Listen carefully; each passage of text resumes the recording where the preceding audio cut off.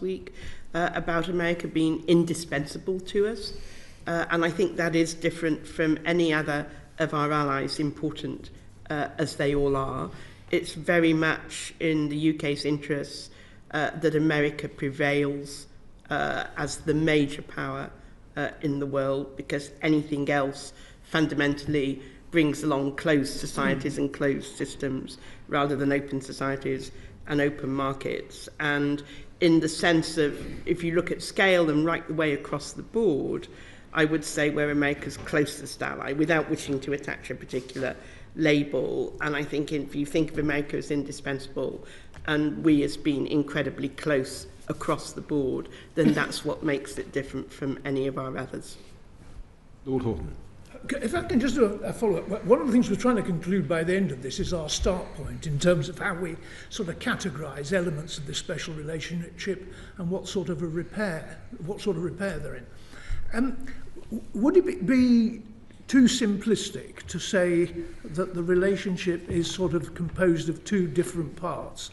One is a sort of a shared subjective reality, which is about the history, the values, the royalty, and those sorts of things. And another part is shared objective reality, which is about measurables. It's about intelligence, it's about defence cooperation, it's about trade. And that in many ways, the shared subjective reality is in decline, and the shared objective reality is in a state of disrepair, which we need to pay attention to. Or is that too sort of premature distillation of what you've said so far? I think it's a very helpful distillation. All distillations obviously are to some extent rather broad brush, but I think this ease of this cultural ease, this common heritage, this common history and so on is very important. But you can't play your interests based on that. You can't further your interests solely based on that. I don't underestimate how important it is. And I think it's fascinating that people are still focused on whether the bust of Winston Churchill is in the Oval Office or not, As though it's rather like in the old days when we used to see who was on Lenin's tomb, are we up or are we down for the Red Army Parade. But I think your point about what is objective, I think that's what we have to focus on, because whatever the sentiment has been, whatever this cultural ease, and I agree with my colleagues, but I think you'd find cultural ease differs enormously from one part of America to another. If you go to California, I defer to Karen, who's been there much more recently than me. But, the Asia is what it's about. It's not about what's Britain doing, what's going on in Europe.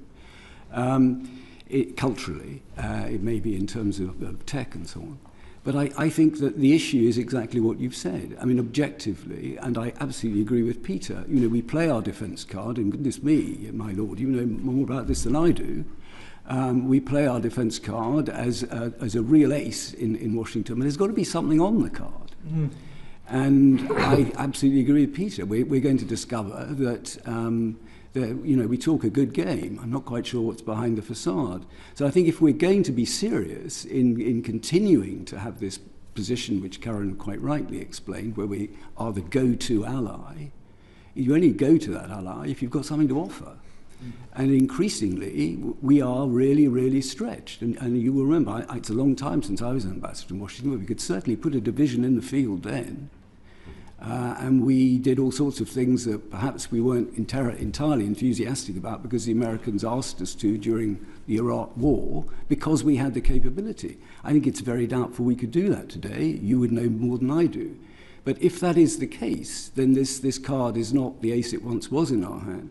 So I think thinking objectively about how we forward our interests, we must avoid pretending that we can either base it on the subjective division that you have pointed to, which is real, but at the same time we have got to bring something to this party, and we've got to be very confident that the American response is predictable, and we share the values, we share the objectives.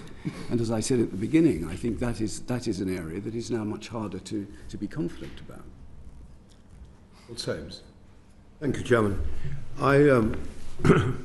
First of all, I think the job that the embassy does in Washington is absolutely wonderful. And I'm very much taken with David Manning's point about trust and values. And the trouble is that we can't subscribe to a lot of the trust, of a lot of the values that are about to, 45 days in, there's not a lot of values stuff. That doesn't stop the relationship being unbelievably important in every way, but it's not any longer going to be as it was because they don't want it to be. I don't think they want it to be. I don't think they see a role for, and I think they despise Europe. Really, I think the Trump people despise Europe. And I agree with you, this sort of awful gussiness of whether or not there is a head of Churchill in the Oval Office and what that means for the special relationship is just simply rubbish. But it's fermented here. It's fermented here. So can I ask you, assuming, which I do, that things are going to go dreadfully wrong, we'll be left with no military card ready to play. We'll play such a card as we can, but it's tiny. The one thing, it seems to me, that we are still very, very, very good at is intelligence. Do you think, collectively, that the intelligence and security card, which is a powerful one, will survive the trauma of what is happening and what is going to happen? Can I, if that is addressed to me initially, I don't want to dominate my colleague, but can I just say, on the defence point, slightly against myself, we still have real niche capabilities which are valued. I don't want to say that we're completely hollowed out and worthless, and I'm looking down the table at a real expert on this. He will know much better than I do. But that we can seriously still bring niche capabilities. And when you look at America's other allies, we are still a serious player. It's about scale and scope and commitment, I think, and what we really mean to do. So I don't think we should get to the stage where we beat ourselves up so much that we don't think we have this card. I think we need to be very clear about what its face value is now. I think on intelligence, and this is obviously a very sensitive area, it is going to be, in my view, more difficult to approach the whole question of intelligence sharing if you have a problem over this issue of trust. Yeah. And how that will work itself out practically, I don't know, and that's for Richard Moore and others to talk to you about. But clearly, if you have some of Trump's appointees in these key jobs who have very strange track records and have said very strange things about NATO allies, the NATO alliance, and so on, and you have people in the administration who seem to be, let's say, looking for ways of appeasing Russia, then you have a problem on the intelligence front, because these are not the values that we have. It's not your parties, it's not the present government, it's not where we've been traditionally. And I think that is a big question mark against how the special relationship is sustained during the Trump administration. Can I come in just on that? I think we help each other in a way that is unique, to be honest. Whether that's on the ground, whether it's in analysis, whether it's in simply sharing information, there's an interoperability that you don't find with any other ally. Do you think that's going to last? The predilection is going to be to steer clear of what we can do. I think the intelligence part of the relationship is so valuable that it will last, even if, as David was explaining, at the top level, there might be things we might wish to be a bit circumspect about. But the daily habits of cooperation between the agencies are extremely good, and on crime as well. And I think that will continue.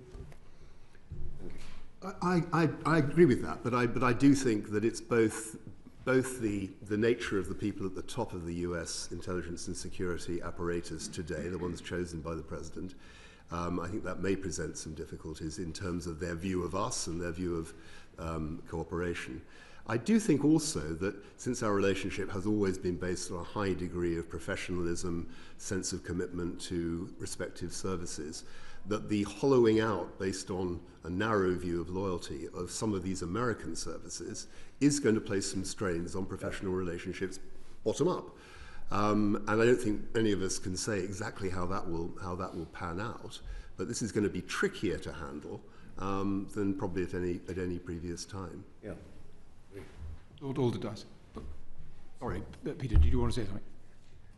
Very briefly, I think, just to complement, if you like, what Nigel was just saying, the professionals may well want to keep things going as they are and be absolutely committed and operate on the basis of the trust and the shared values and the interoperability that we know and love.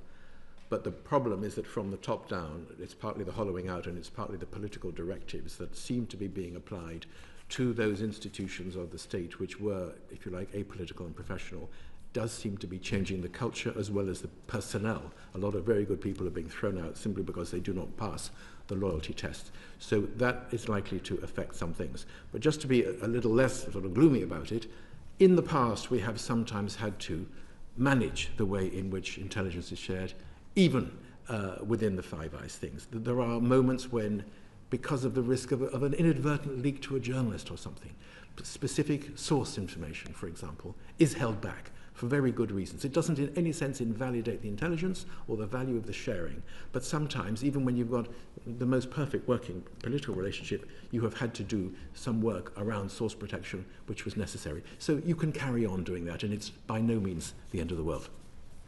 Lord Alderdice. Thanks very much, Lord Chairman. I'd like to focus a little bit further on these likely friction points that could make cooperation challenging as we move ahead. You've spoken about a number of things. Sir Nigel, you mentioned the fact that we had engaged in joint projects and that had been a very helpful thing in maintaining this relationship. But I'm wondering, for example, if we are moving to very different kind of focus, where this country might be looking, for example, to delicately cooperating on various fronts with China, whereas the United States administration might be looking much more at confrontation with China. We've also got other relationships which can produce challenges. Sir Peter will remember very well that the difference in the relationship between Ireland and the United States and Britain and the United States led to some interesting developments, which we were able to find our way through. But on things like China, and indeed maybe in the future Israel, we may find ourselves with a more challenging difficulty because of other relationships, not just our relationship. And on the defence question, which you flagged up as really being pretty bedrock now, the character of war is changing quite dramatically. And we're going to have to look at our own defence, but we may be looking at different places that need to be defended, perhaps much more focused on the home territory. And therefore, should we be sending an aircraft carrier to the South China Sea to defend interests which may be not entirely aligned with ours? And indeed, if we look at what's happening in the Middle East, where we're finding ourselves responding to extremely cheap Houthi drones with extremely expensive Western missiles. That changing character of war might mean that a very different profile of our own defence materiel might be appropriate, and the Americans might not be looking at changing in the same kind of way. So I guess I'm really asking, on defence, on other relationships, on our own focus on international affairs, are there challenges and can they be overcome, or are they really in the future going to just diverge further? I think to your first point about points of divergence, let's start with convergence, actually. I mean, I think there are areas, and goodness me, Karen will know better than me, where we can hope to work with the Trump administration. Indeed, we must. You know, we need to, I'm not going to say salvage, that's too loaded a word, but we need to maintain the relationship on the best state we can manage, despite the enormous uncertainties that now surround it. So I think that's a given. I think the Prime Minister's visit suggests that, Trump is looking for some sort of sectoral deal. Maybe it's on AI, maybe it's on tech. And I think we should explore those sorts of openings. It's obviously vital we make the case that we shouldn't have tariffs slapped on us. And I mean, we'll get into some debate about the impact of Trump on the global economy. I think but to your point about points of friction, I think we have to be realistic. On a lot of policies, we don't necessarily have exactly the same view, and that it may be much worse than that. I mean, I think you mentioned the China issue. Now, on China, I would say there's a lot of common ground, both in the United States, where it's a sort of bipartisan issue, more or less, and in this country, as I understand it. We accept that China is a disruptor, that it wants to change the status quo, certainly not in our interest, that its Marxist, nationalist leader, Xi Jinping, certainly isn't a lover of democracy, and we need to be clear-eyed about that. I think for us, though, the issue is, what do you do about this? And the previous government, as I understand it, and the current government have a view that you cooperate where you can. China's there. It's 1.3 billion people. It's vital to the international global community, and not least economically, in a way that, in the old days in the Cold War, we could pretend that the Soviet economy wasn't there. You can't do that with the Chinese economy. So I think our view is you have to cooperate where you can with your eyes open, but you also have to contest and confront where you think you must. Where does that line come? And it may not be in the same place as where the Trump people want to draw it. And I think that is going to be something that will be a source of constant negotiation for us. We won't necessarily see eye to eye on things like electric vehicles, or whether we're going to speak out on Chinese performance on human rights, or whatever it may be. And as far as I can see, the Trump administration not much exercised about global human rights. We are going to be. So how you draw this line of distinction is difficult. But I would also say that I think we need to be aware that if we don't toe the line, we may come under pressure. And we'll have to manage. This isn't a China-specific problem. If we do things that the Trump administration don't like, and we're not going to be unique in this, what will be the reaction in Washington? This is something that is very difficult to calculate. Would it be private? Will it be in public? Will we get a dressing down on TV? We don't know. So I think that every government has to worry about that. But I would also say that I think we've got to be very careful not to be caught flat-footed, because my own guess, and it is entirely a guess, is that Trump longs to do a great big deal with China. And so, if we have been busy towing the line, doing all sorts of things that are actually quite difficult for our economy, and this applies, I think, also to our European partners, and then Trump suddenly comes with a piece of paper saying, well, I've done this massive deal, we could find ourselves scrambling to catch up.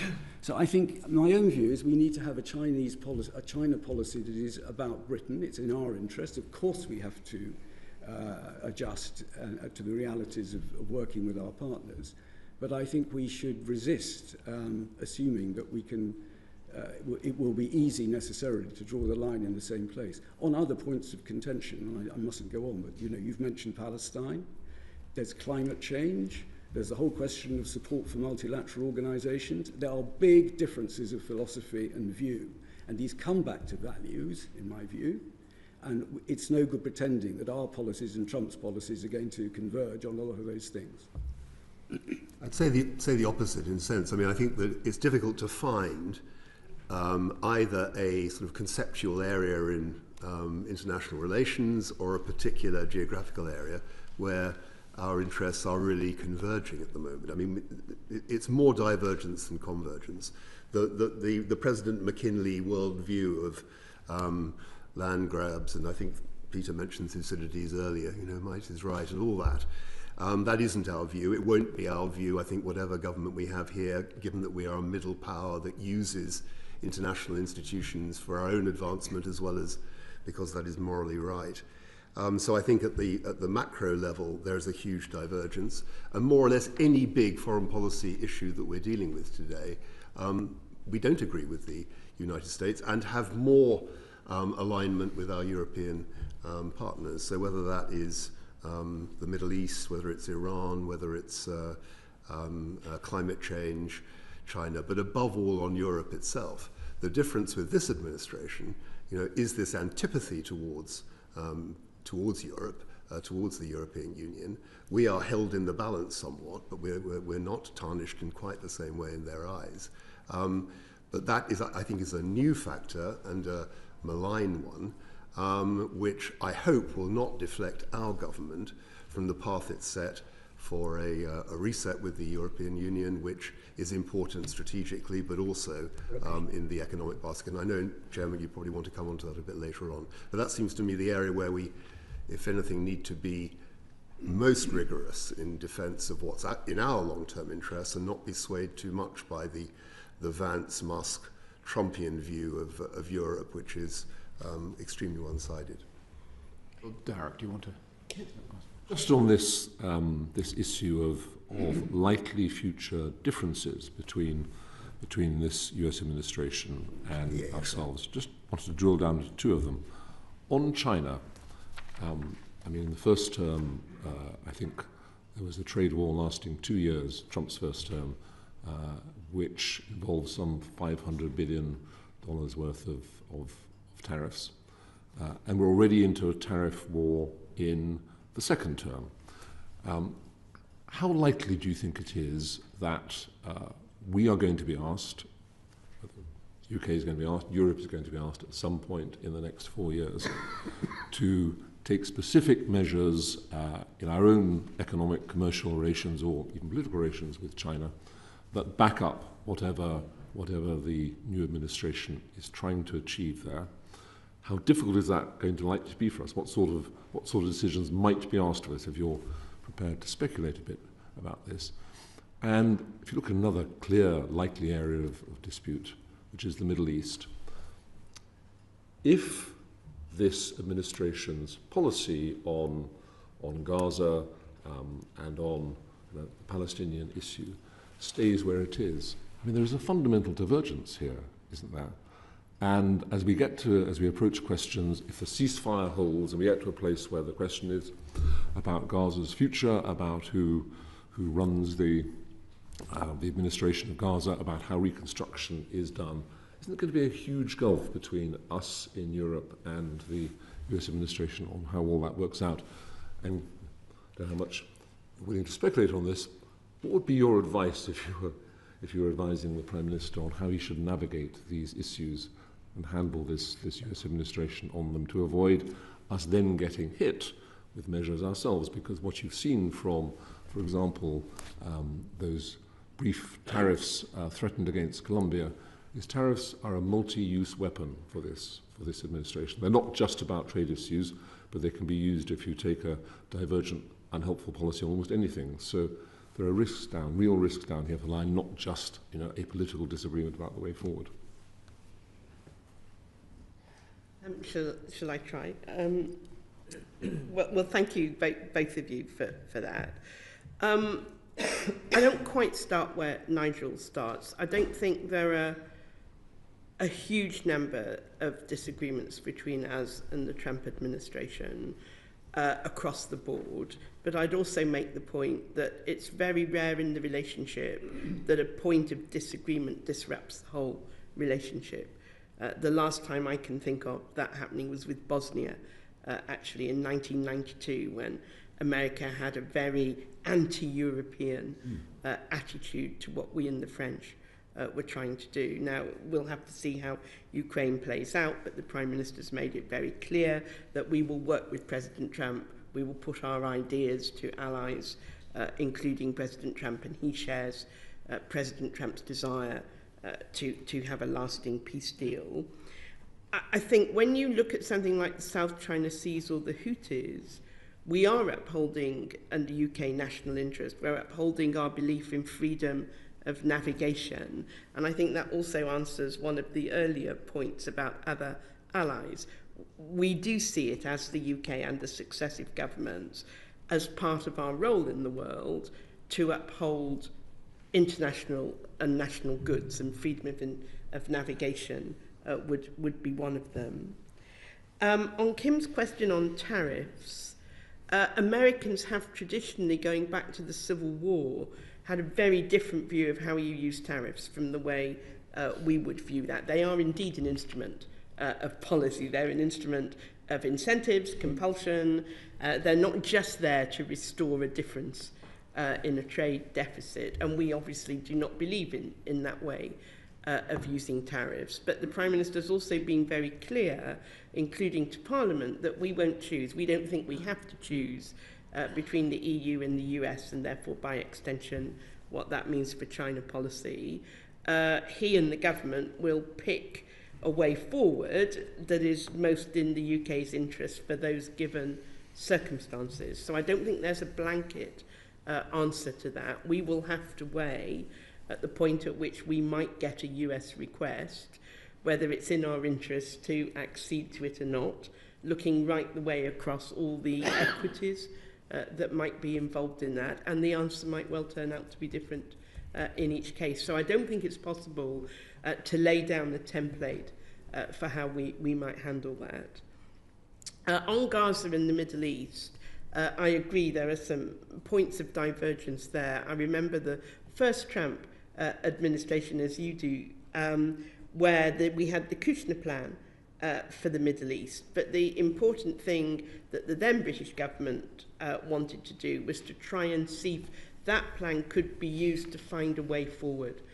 So again, I don't think it's a question of rejecting or accepting something. It's this is the start of a conversation, a discussion that will have to bring in a huge number of countries, including, importantly, Israel, Egypt, Jordan, and let's start having that conversation. Let's use what openings we can to try and find a way forward. So it's pragmatic. Could I pick up the Middle East? Oh, sorry, Peter.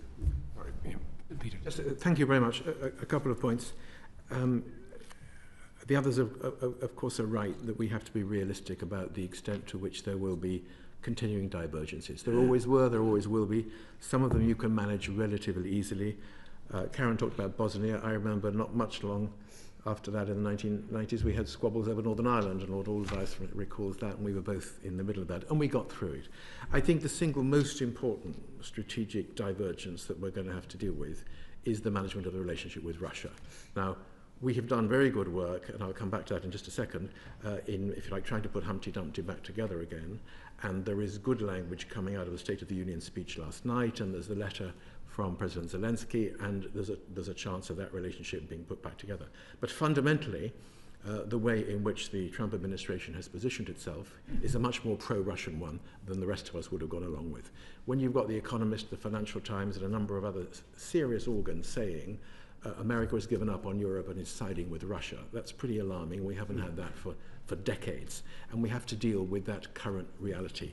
And that, I think, is the biggest strategic problem. Even if we are now back in the business of trying to find a way forward with a combination of a ceasefire plan and security guarantees that Ukraine needs, we still got that fundamental problem of a very different approach to dealing with Russia. Is that part of a grand strategy to split off Russia from China, or, as Karen was suggesting, the Americans deciding that the three big beasts in the jungle, China, Russia, and America, divide up the world between them, and the rest of us can go hang? Perhaps, I don't know. I don't know whether there's that degree of strategic thinking, but we need to be thinking in those terms about those big issues. A couple of other tiny things. On tariffs, we're going to be doing some nimble work. Lord Mandelson will be doing some work on this. He knows a lot about trade policy. I think the only thing I would add is that for Donald Trump, not only are tariffs the most beautiful word in the English language, it is also, as I understand it, and the others may correct me if I'm wrong, it is a means of not putting up taxes when the existing tax cuts come to an end later this year. He's going to have to find some additional revenue. And for Trump, in many ways, tariffs equals income, federal income, alternative to tax rises, which would be very bad for the base and for people who voted for him. So he's going to be with tariffs, whether we like it or not. Whether we can ourselves negotiate a better deal because our trade is more or less in balance, that's to be seen. But the concept, I think, is there, and it's not going to go away, and that's what I'm hearing from a number of people who are close to the president on that issue. On the Middle East, the others have said the key points. I would just add one other four-letter word, Iran, which is that there is talk that once the whole Ukraine issue is resolved, let's hope it is, and the slaughter stops, and once whatever the Israel-Gaza package Hezbollah, Hamas becomes, that maybe Donald Trump, squeamish though he can be about starting wars and seeing people killing on the battlefield, might be persuaded by a number of his donor friends and possibly even by the Israeli government that a weakened Iran is an Iran that it's worth giving one more push to see if you can deliver something resembling regime change. My own view is that regime change does not come from external military pressure. That tends to consolidate the hold on power of an internal regime. But let us not forget that Iran is a possible future foreign policy issue where we might not see eye to eye. Chairman, if I may, I'd like to come back to Lord Darroch's question on the Middle East and have a shot at responding to that, because I think it is a very profound problem for us. I think our philosophy about how to handle the Israel-Arab problem is basically different.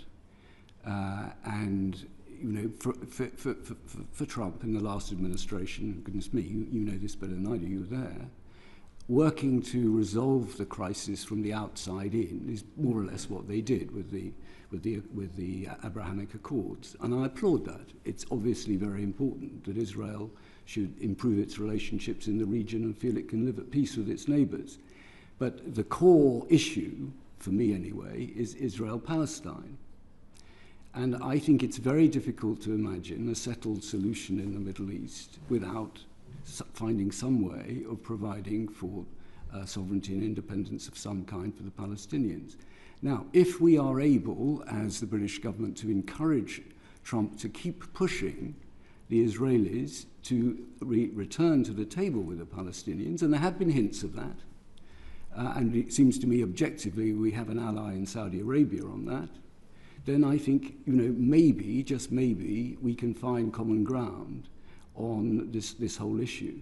But I think it would be foolish to pretend that we have seen this crisis in the same way as the US administration does. For us, I don't think, and I think back to the previous British governments that we've all worked for, I think for them it is absolutely essential that there is an Israel-Palestine solution, and this isn't something you can tack on to a regional plan.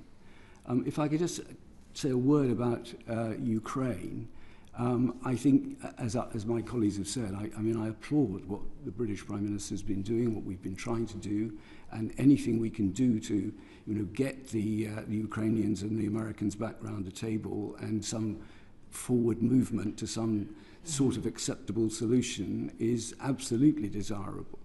I would just make the point that there's absolutely no sign that Putin is interested in this peace deal. And I would also say, a ceasefire is not a peace deal. And we need to be very clear about this. I mean, at the moment, Putin is sitting there, and as I understand it, the Americans have said, well, they certainly can't join NATO, you can keep the occupied territories, we're going to divide up their minerals between us. And that's before this negotiation has begun. What more does Putin need to do to encourage? We don't know.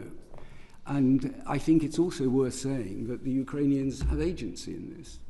At the moment we're addressing this, at least a lot of people are addressing this crisis as though the only people who count are the Russians and the Americans. Actually, the Europeans do have a role in this. We have a great many of Russia's frozen assets in European capitals. And the Ukrainians have fought for 3 years for their independence. And I would personally, it's a long time since I served in the then Soviet Union, but I'd be quite surprised if they're just willing to say after 3 years, well, we've been fighting like this, but Trump's told us to give up.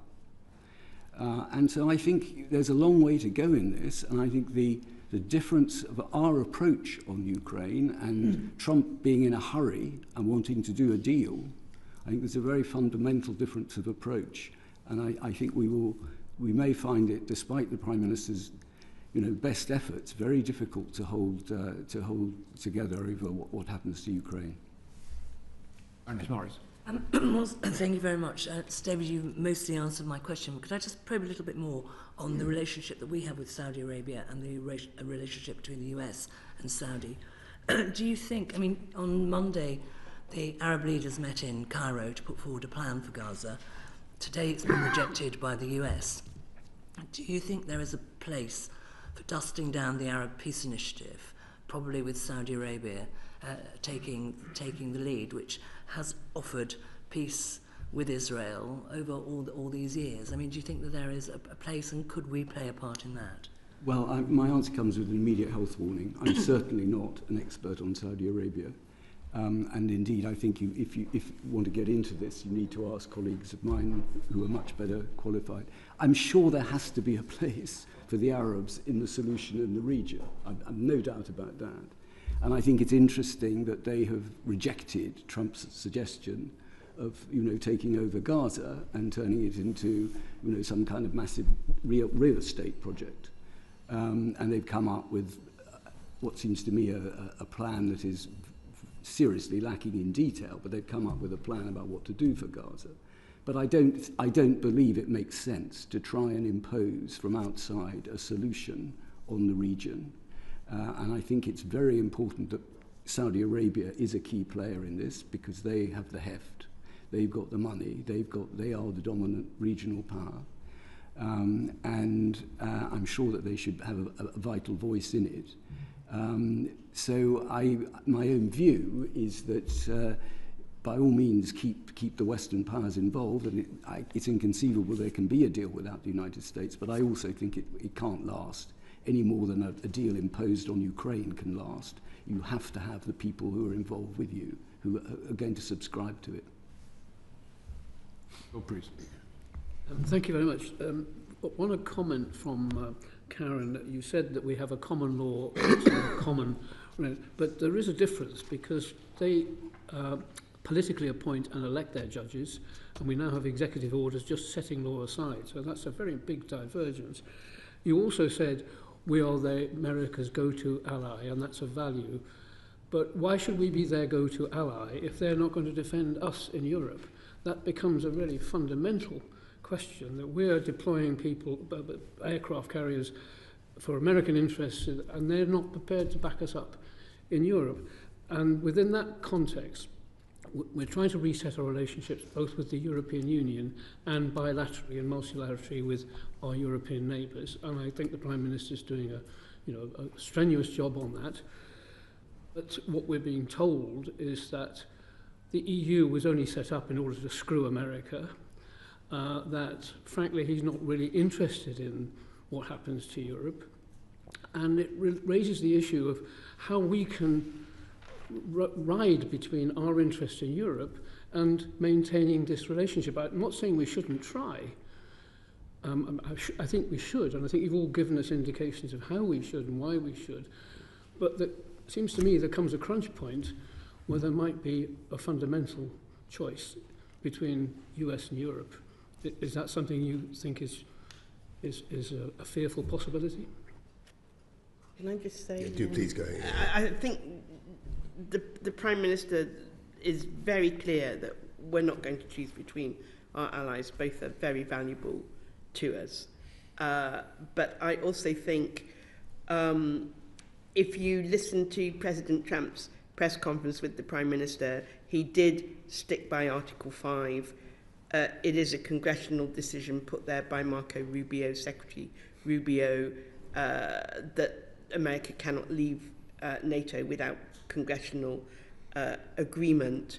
And although you're quite right, there is a difference of view in the Trump administration from many of its predecessors about Europe, they do help us. They will help us. We're in the South China Seas for our interests, not just America's. And they have assisted us. They still have troops in the Balkans, for example.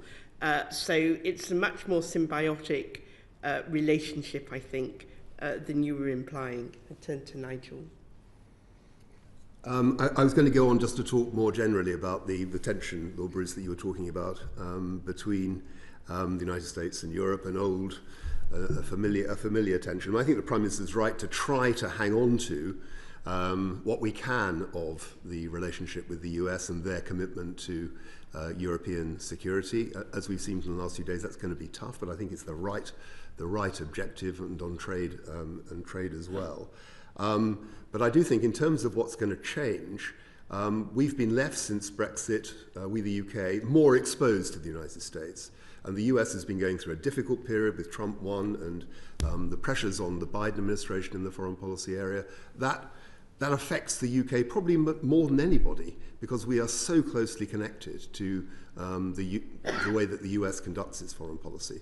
So I think, in a way, strategically, the most important thing for us, as well as maintaining what we can of the UK-US relationship, is moving ahead with Keir Starmer's initiative with Europe. And that has at least two fundamental elements to it. The first is the security, defence, foreign policy element that we've been talking about this morning, caused by this new world order that confronts us and a diminished, at least, American support for NATO and for Europe. But the second is obviously the review of the Trade and Cooperation Agreement that we negotiated 5 years ago, the defects of which are apparent in British public opinion and need over time to be corrected. I think that if we are able, and there's an EU summit in May for the UK, if we are able to create a much closer relationship between the UK and Europe on defence, for all the difficulties of that, which go back a long time, including some real-life efforts in areas of defence procurement and kit.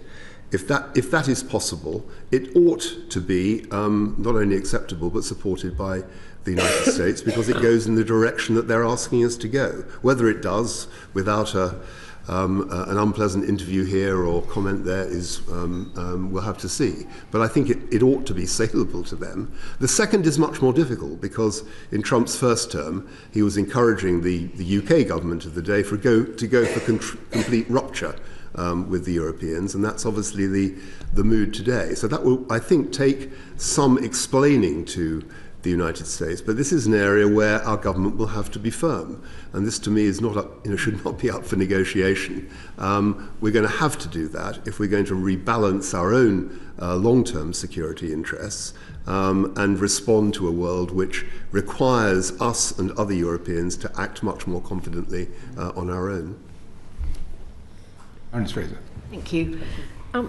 Obviously, the challenge for us is to sort of unpick what's happening in the here and now and try and identify some long-term trends. So I want to come back to the international and multilateral organisations in this new world order. One would think that they might provide some sort of ballast in our relationship with the US, although I don't think any of us could have imagined the US voting with Russia and North Korea at the UN a few weeks ago. But how much is our membership of these organisations, and whether it's the UN, NATO, Five Eyes, AUKUS, how important is that to our ongoing future relationship with the US? and just as a sort of subsidiary question to that, I think, Karen, you touched on the attitude of the younger generation, and you mentioned, the 17-year-old graduates at West Point. Our research seems to say that there is a sort of generational shift going on in domestic American public opinion around their attitude to how important not only the UK, but actually how important America should concentrate overseas is becoming. So I just wondered if you could comment on those two shifts, if you like. I've served at the UN, as you know, as well as in Washington. We don't always have the same interests in the multilateral organisations, but more often than not, even with the Trump administration, we do, and we work through that. I'm afraid it won't just be on the Ukraine resolution in the General Assembly. I suspect some of the differences will start to show on some of the more social policy resolutions that will come with the Commission on the Status of Women, for example. And we will have to work through those as we did before. We add in the international multilateral dimension to all aspects of government dealings with the Americans, whether the Americans are members of X or not. So, for example, President Trump wishes to pull out of WHO, we would still discuss world health issues, pandemic issues with the United States, and we would discuss how, if you like, the international system is doing anyway. So it's an important part of the conversation that particularly the Foreign Secretary has with his counterparts, but obviously it's not the only aspect. Something like CPTPP, where we are members and they are not, but Canada is a member, Mexico is a member, that's a very interesting contribution to any debate about prosperity in the Pacific area. So again, it forms part of the regular discussions that the Foreign Secretary would have. On the younger generation, there's some really fascinating polling that I can't remember all of, but we could easily send you, the embassy could send you. It depends which questions you ask. On the whole, Britain comes out either top or near the top, as Nigel and Peter were saying. Australia comes out pretty high. But some of that is very much around Australian cultural things like surfing. So it does depend a little bit on what question you're asking. But certainly if you go round the US and visit institutions, whether they're state level, whether they're city halls, there is enormous interest and affection for the UK. And a kind of understanding that we are cousins, if you like, and that we start from the same place, even though we don't always agree. Can I say a word about your question on multilateralism? Because I think there is a philosophical difference, probably. I think for us, as a medium-sized power, we believe that it's very important that there's a rules-based international order which is policed, if you like, or at least there is a framework provided by multilateral institutions which we all belong to, and we observe the rules. I don't think that is the same view in Washington, and I defer to Karen on this, but I think it probably, you can point also to some extent, this is true of the Democratic Party now as well as the Republican Party. But my view is that this administration, in the person of Trump, will see multilateralism in a completely transactional way, and unless it's useful, it gets in the way. And you would rather deploy American power on a one-to-one basis than have to go through the bureaucratic procedures and the voting procedures of being in an institution, that is an inhibition to your exercise of power. So I think there is a fundamental difference. It's partly about our size. It's also, I think, partly about values and attitude to international relations. It was quite clearly, performance politics to pull out of the Paris Climate Change Agreement on day one, to walk out of WHO, which Trump has accused of misleading everybody on COVID, and so on. And you point to this extraordinary, absolutely unprecedented vote in the UN. And even if it's gesture politics on one level and it's showmanship, it comes back to this question of trust, and can you work with people who are going to, subject you to this kind of shock? I think multilateralism is very important for us. I think, again, it's an issue we need to be absolutely clear. We're committed to it. I also think it could easily backfire on the Americans if they take it too far. Multilateralism isn't going to go away. There may be a vacuum because the Americans leave. It may be filled by the Chinese. And other Western countries will suffer for that, because we will have, without the American voice in place in key institutions, whether it's climate change or whatever it is, we are weakened, in my view. So I'm not sure that it will in the long run help the United States very much if they do that.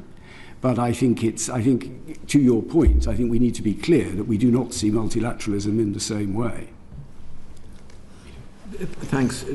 Just a couple of general points. One is that I think we have to be ready for the reality that whether it's in the international organizations or whether it's in terms of our own determination to reset relations with Europe while fixing relations with America or keeping them in good repair, there will be some nasty surprises we often will not be consulted very closely, even after the very close consultation between President Trump and the Prime Minister.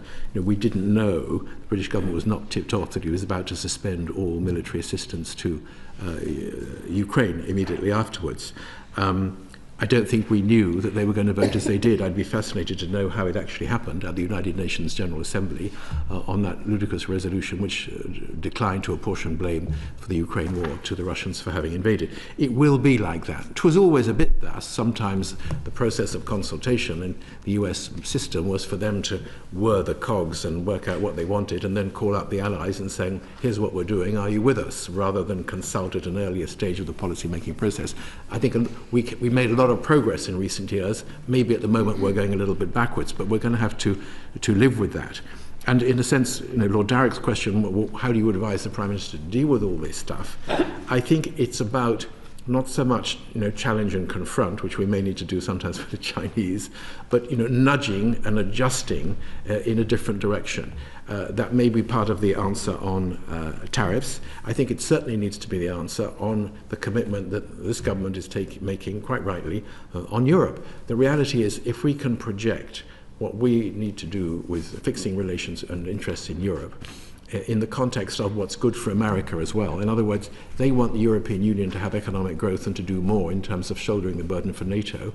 Well, we need to have economic growth and closer relations with European neighbours for that to work. Otherwise, we're not going to be able to meet an objective, stated objective, of the United States government. So, phrasing stuff in the context of what matters to them and persuading them, if you can, which is back to the point about personal relationships, to adjust their fire in the light of new facts which they might not have thought about, will be a part of this. So lots of hard work to be done there. There will be bumpy surprises, and sometimes there will be stuff that's chucked out stream of consciousness which 2 days later doesn't actually turn out to be American policy. We shouldn't take every single utterance as being ex cathedra, but we do need to face up to the fact that it's going to be different, and to the extent we can, try to nudge and adjust where they are in a different direction to take account of what we think is in our interest in the context of what's in their interest too.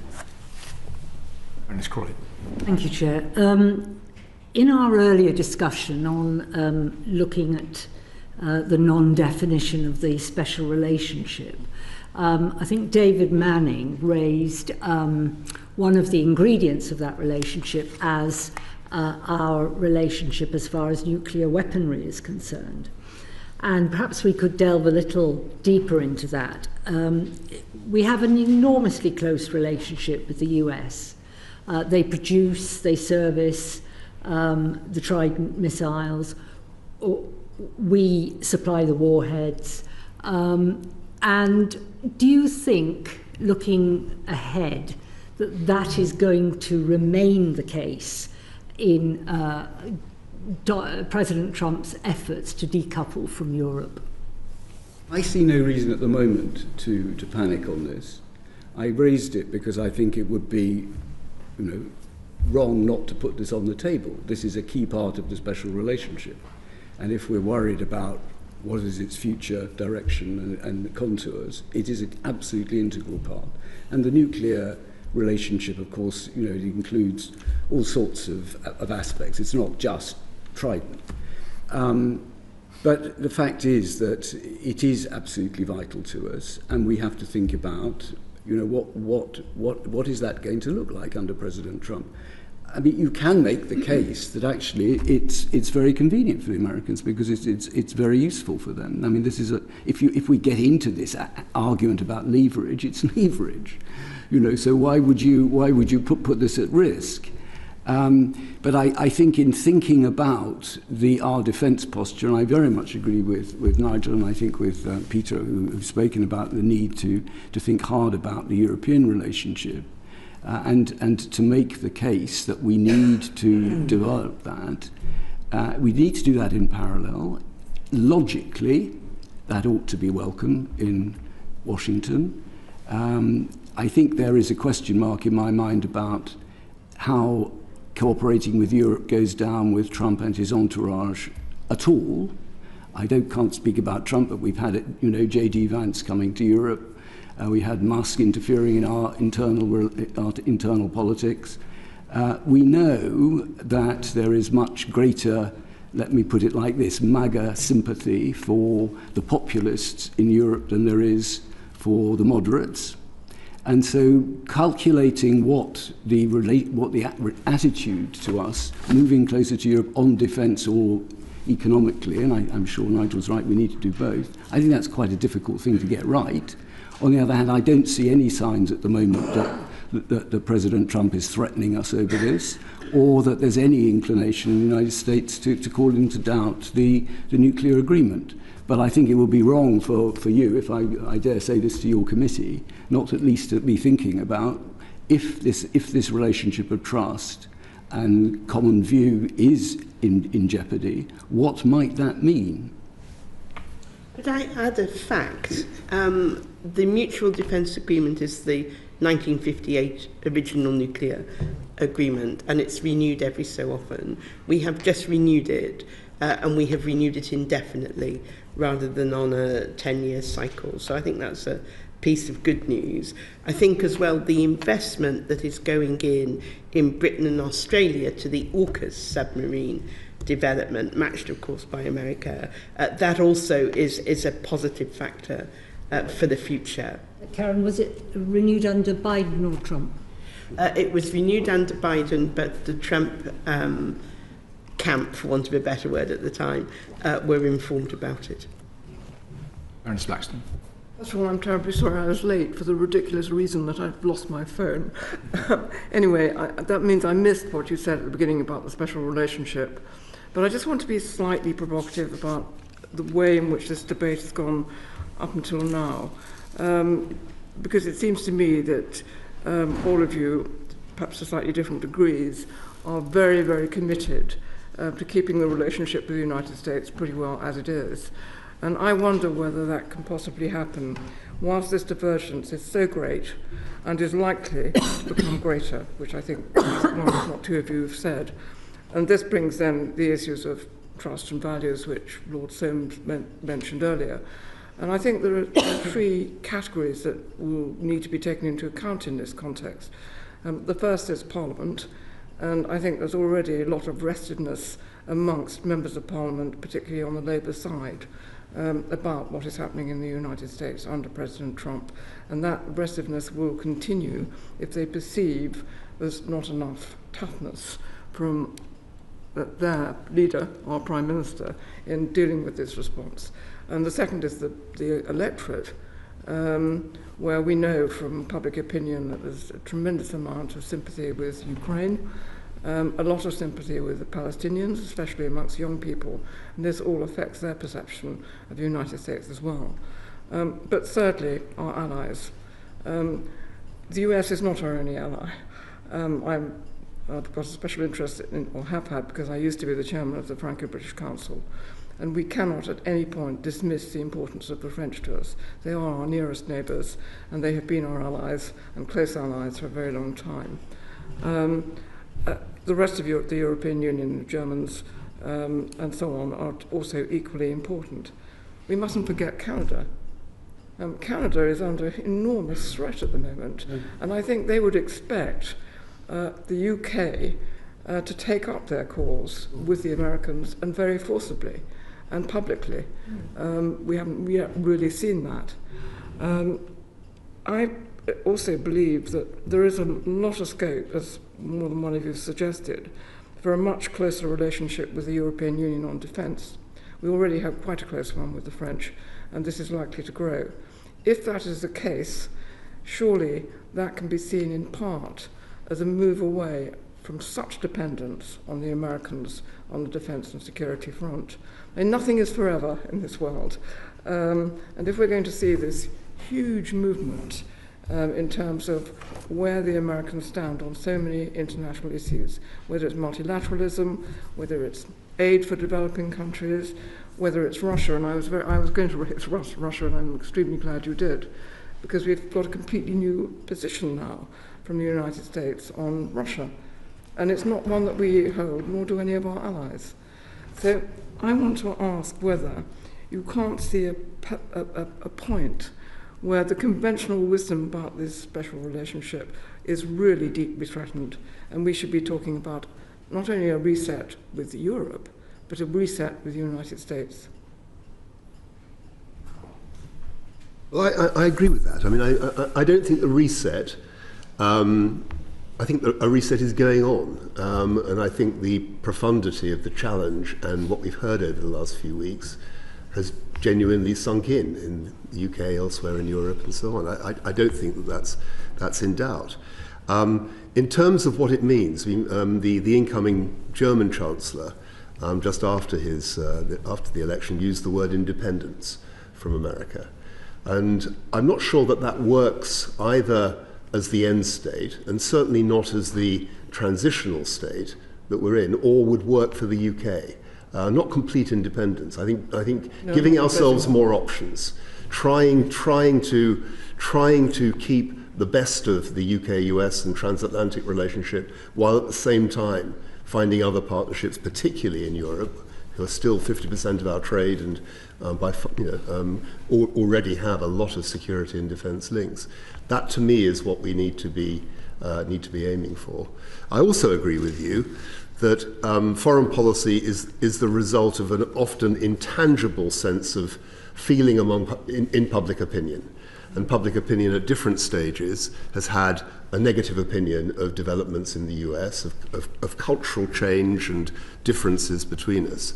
And that's very, very profound for obvious reasons today. And you've already seen in British public opinion polls a reduction of support and interest and liking for the United States, the same across Europe. That must affect the political environment in which ministers are going to operate if they want to have very, very close, sometimes risky, operational projects with the United States. There's nothing they can do about that unless there were a fundamental change of heart on the Trump side, which doesn't look very likely at the moment. But I agree with your fundamental point. I think we are at a turning point. But I think whether it's talking about a peacekeeping operation in Ukraine or about the nature of European security in a transitional 5 to 10 year phase, we're still going to need a lot of American involvement and support. We're approaching, sorry, please go. A brief one. I mean, just to say, we did talk a bit about Baroness Bex and some of those things that you mentioned. I don't think we were really saying keep the relationship as it is. I think what we were trying to say is that there are a number of ways in which we're going to have to face up to new realities, and we've got to learn to be a bit more transactional, rather in the way that the Trump administration is, and be pretty hard-headed about where our own interests lie. And I talked a bit about the threat posed to our security by the cozying up to Russia, and handing, if you like, Putin a number of negotiating points in advance of a negotiation even beginning over the heads of the Ukrainians. We had that in Afghanistan, and look how that ended. The Trump administration negotiated with the Taliban over the heads of the Afghan government, and it ended up with the mess that we've got now, even though he managed to try to blame Biden for it. So I think we're trying to understand the new realities, and I don't think we were saying keep it as it is. But we need to be transactional too, pragmatic, and at the moment, whether you're trying to deal with the security threats to Europe posed by the Russian invasion of Ukraine or whatever, America is an indispensable partner, to take the phrase that the Prime Minister has used. And it seemed to me that there was pretty widespread support for the way in which the Prime Minister was playing a kind of British role, not so much bridging, but if you like, trying to fix a problem that had broken out between different friends and partners and allies. And I think that is partly what the British public would like us to do, almost regardless of who is in power. And that is a role that we can play because of the fact that we are European and we're also a very close ally of the United States. So I don't think we're doing this starry-eyed because we want to hang on to nanny as if nothing has changed. We know that a lot has changed. And I couldn't agree with you more about what you say about engaging with our European partners. But I don't think President Macron, for example, in any way would want the Prime Minister not to try to use what relationships and influence he's got in Washington to make things better. He is doing the same thing. It is rather remarkable that even though post-Brexit we're outside the European Union, the political relationship with us and the French, and to some extent the Germans, though they're an unknown quantity at the moment, and Giorgia Meloni, a lot of the European partners, we are working extremely well. It's not either or, as we were saying before. It can be both and I think that has to be the right strategy for now. Just to underscore, if I may, Peter, it's not a zero-sum game. point, and I think that's very much how the Prime Minister sees it. And I think if you think back to January 2022, before Putin invaded Ukraine, you had the US and the Brits reading the intelligence in one sense, and Europe reading it in a very different sense. And in the end, it was the UK-US interpretation that was the correct one. Putin did invade. I can't see that fundamentally changing, so that you have a different people on different sides of the aisle. But I do think tech is one reason why the relationship with America will continue regardless of the relationships between Downing Street and the future White House. America's approach to tech and AI is so advanced compared to Europe's. We as Britain are the third largest AI sector in the world after the US and China, and the Prime Minister and the government are going to want to keep that. So I think, if you like, life itself, those technological innovations will keep us moving with America, even as the Prime Minister rightly builds up the relationship with Europe. It is now midday. I've got two more people who would like to ask questions. Can we prevail upon your goodwill to stay for a few more minutes? Thank you so much, Baroness Cousins. Thank you. Thank you. Going back to Baroness Fraser's question about international organisations, now that Trump has come out of, or has stated he wants to come out of the World Health Organization, can we expect any further disengagement from other UN agencies? Or looking at the possibilities for more positive action within the UN, do you think there's any scope or appetite for encouraging US, UK pragmatic cooperation where they have overlapping penholder responsibilities at the Security Council? I'm thinking in particular of Sudan. And on a separate question, but the same theme, what do we know, if anything, about Trump's attitude to the BRICS countries? BRICS being the bloc that seems to be expanding rather rapidly at the moment, including a number of major Commonwealth countries.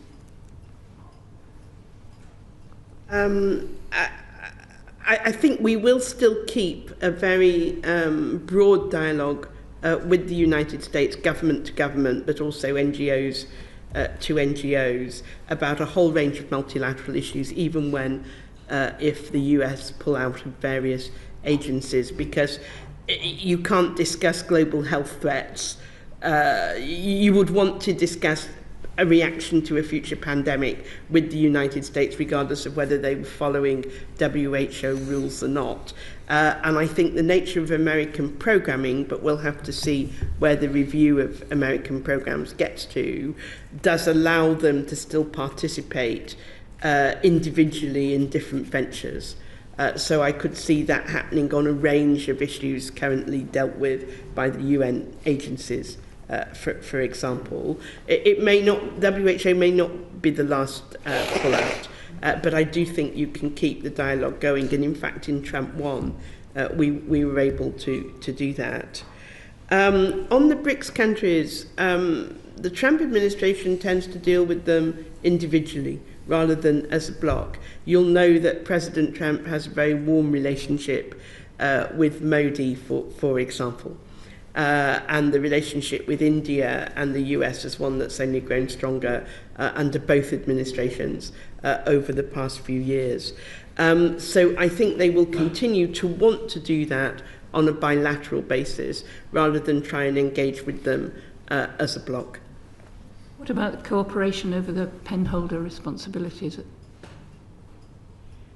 I just wonder if that relationship can be leveraged when it comes to, a challenge like the war in Sudan, whether the US and the UK have got the potential to work together in a pragmatic way to actually achieve something. Oh, definitely. There's no suggestion that I've seen that they would not want to cooperate with us, and indeed with France as the P3, the Western members of the Permanent Five, on a range of issues. And the Foreign Secretary has raised Sudan in particular with Secretary Rubio, and I think we'll be able to find a good way forward at the UN. together. Maybe just a final comment from any or all of you about on the experience of Trump first presidency, how this one might go. I've heard it sort of said that we're almost at the end of the pre-scripted bit of his administration, where he's come in with 60 days of shock and awe, and there are some natural checks and balances as the administration goes through, the midterms arrive and all this, and we're at sort of peak chaos. And can you offer any sort of sense of abatement in this, where even within the back end of his presidency, there may be an element of return to some normality because his power is somehow constrained? Or do you think he might be hell-bent on remaining unconstrained? Maybe perhaps one comment. I think that it is worth remembering that, the United States is a federal country. So there are a lot of state authorities that may or may not see eye to eye with his programs and will put up resistance, I suspect, to some of them. I think there is the Congress, which so far has been accused anyway by the FT yesterday of missing in action. But his majorities in those two houses are very slim. And they do have the midterm elections coming along. It's not to say that Trump will lose them. But I think, Congress isn't necessarily going to accept everything he wants to do. And I'm sure it's worthwhile of people, not least on your committee, talking to your American counterparts in Congress. As ambassador, I'm very keen that parliamentarians on both sides should remain really engaged with each other, because I think you can have an impact. And to the point that an awful lot of Americans don't know about Europe and really don't understand our point of view, you can make a real impact. I think there's a judiciary. That this is also, but I think above all, for me, what will count for Trump is what the markets decide. And we've touched on tariffs. But if the markets decide that they're really losing confidence in the Trump administration, then there will be, I think, there's the possibility of quite serious pushback by business, who are going to be worried about their profits and their shareholders and all sorts of other things. And the bond market in particular cannot be legislated or dictated to.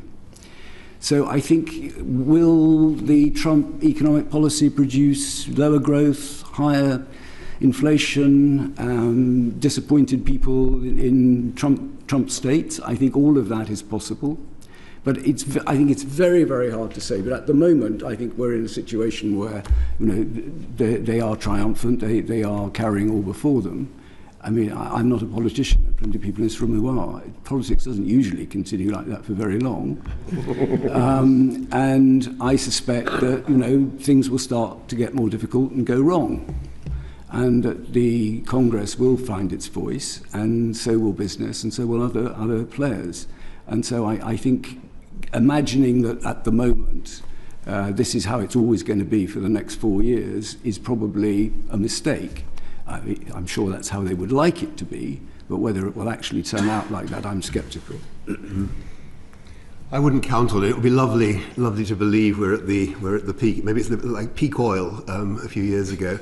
I suspect quite a lot of it will continue, because I think it's a different world order that he envisages, and I think it's a different way of doing politics nationally and internationally. I think you saw it again last night. Maybe it's a matter of degree, but this was another campaigning speech. It wasn't a governing speech.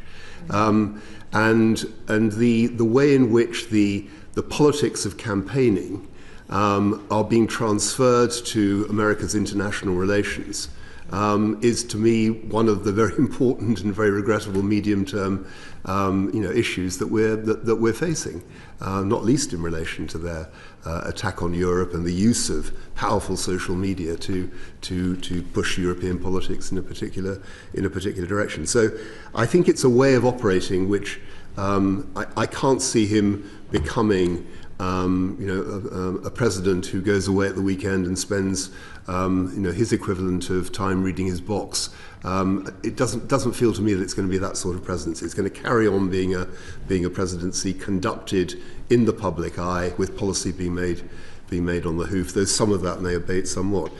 On David's checks and balances, I think on the basis of the first 6 weeks, it really does depend on the courts.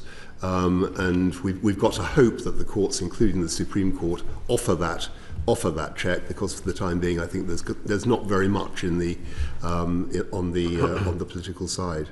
And I think American business opinion is more muted, more concerned today than it was in 2017. In 2017, there was that sugar rush. There was the feeling that they were onto something, that the economy would do very well on the back of the tax cuts and other changes.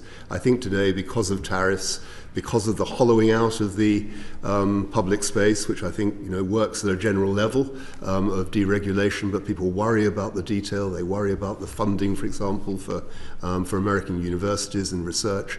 All these things, I think, make American business uncertain, probably supportive as much as they can be. But if you look at the markets, they've taken a tumble actually in the last few weeks. I think you have to remember that President Trump has put his finger on something that the American people deeply feel. He won every swing state. He got, for the first time, a popular majority. It's been put to me by members of the Senate that part of the reason for this is because America has never faced, at least since 1814, an adversary with as strong an economy as America has. They've always had the upper hand economically. And now in China, they have a different sort of adversary, and they have not yet calibrated exactly how they want to deal with that. So some of what President Trump is doing, some of what is happening on the business and economic side is, I think, a response to that visceral feeling of things not being quite where America wants them to be. And then, as Nigel and David mentioned, some of the executive orders he has issued have gone straight into the courts or other parts of the checks and balances system. And we will need to see what's done about those, whether the courts decide them, whether they put them up through the system. But there is also a difference of philosophy, if you like, in the Trump administration about the powers of the president legally and constitutionally. And that is a debate that America will need to have with itself. A couple of tiny things to add. The courts and the judges, yes, but some of them are, of course, Trump appointees. He's got a Republican majority in the Supreme Court that gave him essentially presidential immunity, more sweeping than most people would have expected. Generally, both in that respect and in the way in which he has filled the administration with appointees who are there for loyalty rather than necessarily competence, he was ready to win. Last time round he was surprised, and there were a whole lot of people who came from more traditional Reagan Republican backgrounds who served for a while, and some got spat out, some resigned, didn't work out, but they did operate to some extent as a constraint.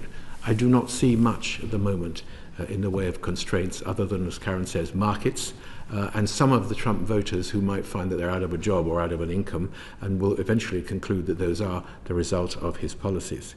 As for the Congress, yes, I mean, the arithmetic that I've seen suggests that it's inconceivable that the Republicans would lose the Senate, but there's a good chance that they will lose the House. But that presupposes that the Democrats begin to get their act together, and so far they haven't done a brilliant job of that. Well, thank you very much indeed for giving us a very sound base on which to proceed with our inquiry. We may need to come and ask you to speak to us again towards the end. Probably not. How things have developed. Thank you so much. Thank you.